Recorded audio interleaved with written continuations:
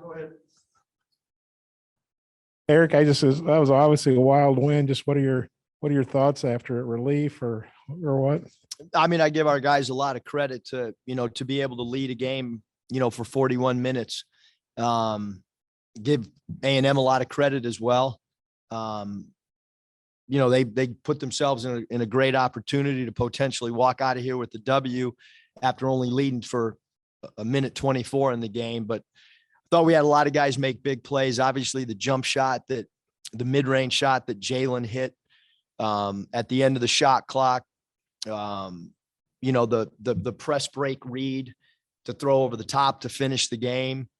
But it was a great basketball game to watch, great basketball game to participate in. I'm sure with the players, it was a great game to play in for both groups. And I thought Taylor, as a freshman, had an incredible game as well for Texas A&M. I assume they wanted to foul Devo, but I guess they couldn't get to him. What'd you think of the play he made to avoid fouling, getting fouled, getting ahead to Stanley? Would you rather seen Stanley like dribble that back, or did you like him going for the dunk, or just what? I think as a player, because it almost looked like he could have ended up with a foul shot too on the play, but no, I think anytime you can go get two, rather than he might have been able to eat up a second or two, but they still would have had a little bit of time on the clock. So I think he made the right read. There's times where we're on the bench trying to back it out, but that was one particular time that I thought Devo made a great read. Stan made a good decision. And you take the 2 points, especially with that little amount of time left.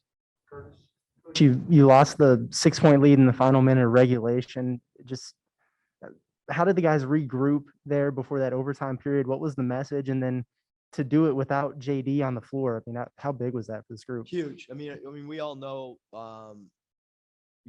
leading scorer in the league.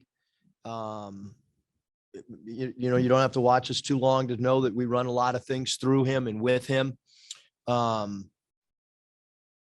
Didn't particularly have good play in the regulation, behind him. And so, when it went into overtime, it was, hey, forget anything that happened the first 40 minutes. We got 5 minutes to play. And the one thing we got to hang our hat on is we got to defend at the same level we have been, because we're defending at a level that's really elite right now. And so it was more talking about that. I knew offensively it might not look pretty. But I thought defensively we were pretty doggone good for an entire game and in overtime as well.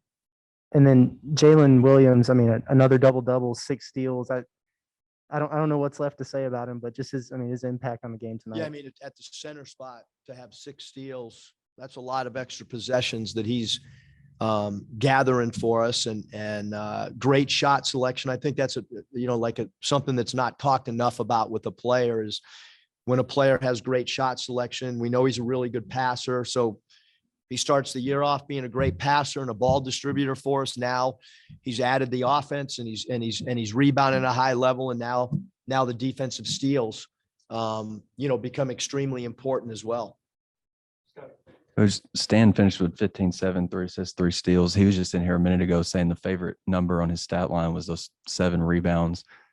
Just what did you think of him tonight, and just what kind of growth are you seeing from him lately? Yeah, I would say, if you look across our roster, I mean, he's improved as much as any player. He came to Arkansas as a guy that could score the basketball. We knew that. His shot selections improved dramatically. And as we've told you guys, and we tell him obviously a lot more behind closed doors or in individual film sessions, you got to rebound the ball in the SEC. And he's now doing that. He's a really tough cover because he's got a mid-range game. He's got a post-up game. We ran a couple quick hitters for him tonight, one for a bucket and then one for an assist.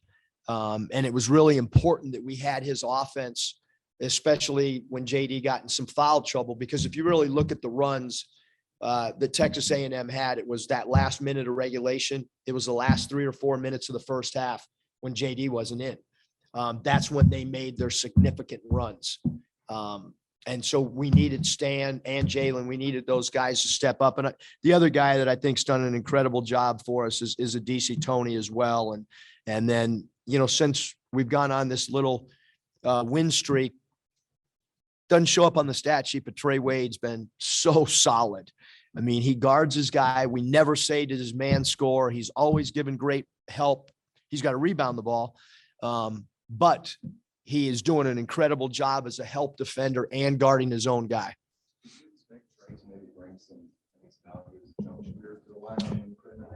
Yeah, he actually stretches the floor. I mean, behind closed doors with this, he's not a guy that's going to put it on the deck and shoot a three. But with his feet set, and if you look at his past history at his other two schools, I mean, he can make a three with his feet set.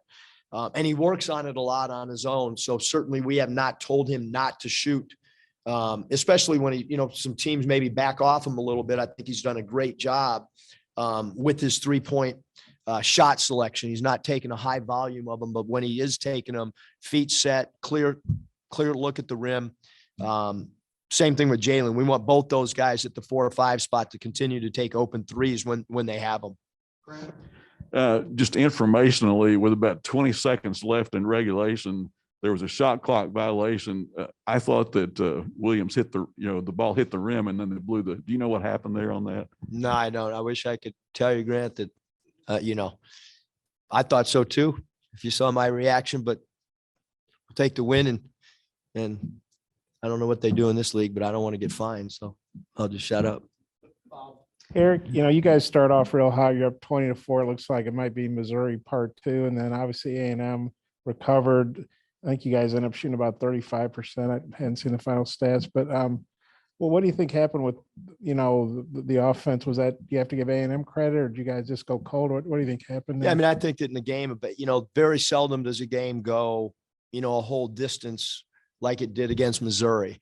They're going to make a run. I mean, the game at A&M in College Station, we got off to a really good start too. I mean, we watched it today at our team meal. We got up like 20-8, and they're a team that's scrappy and competitive. And you look at their record, they got a heck of a record. So they're going to keep coming at you.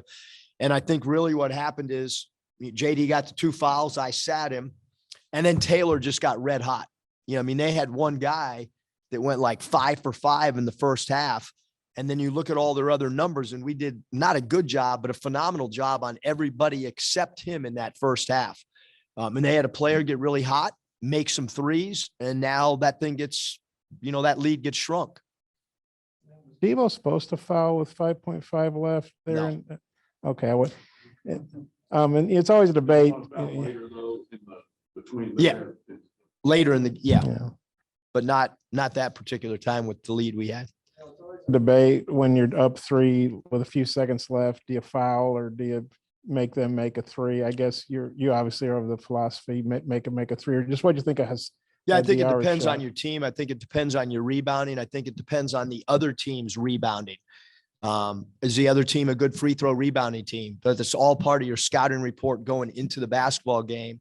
I know when the timeout happened, I think they had 16 seconds left. Well, we're not going to foul at that time with 16 seconds. And I'm not going to tell a group of young men with a lot of new faces, hey, we're going to foul at 5 or we're going to foul at 6.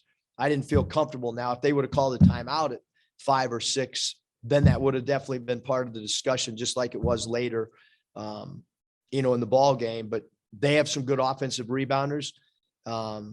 So you play it out. I know all the numbers. It's pretty split, both college and the NBA, on what you should do. And then you guys, you won by 44. You won in overtime. Just this 4-game roll you're on. You're over 500 league now. Just how do you feel about where you guys are? Yeah, I mean, I'm obviously not happy where we started, but all you can do is go to practice, get better. I think we have gotten better. We didn't stay status quo with the lineup. We changed not only our starting lineup, but we changed our rotations. We tinkered. We kept trying to figure things out. And this group, at least right now, has played really, really well as a starting unit. We have a big group. We have a physical group. We have a defensive group. And we have a group that shares the basketball. And sometimes one little piece like Trey Wade as a ball mover can really, really help. And then making a move where a DC Tony is now one of the biggest, longest off guards of any starting lineup across the country. That helps us as well. Play on the bench, I don't think, is he Clay's out with safety and health or whatever for the last few protocols? games. Yeah. Okay. Thanks for getting me out of here on that.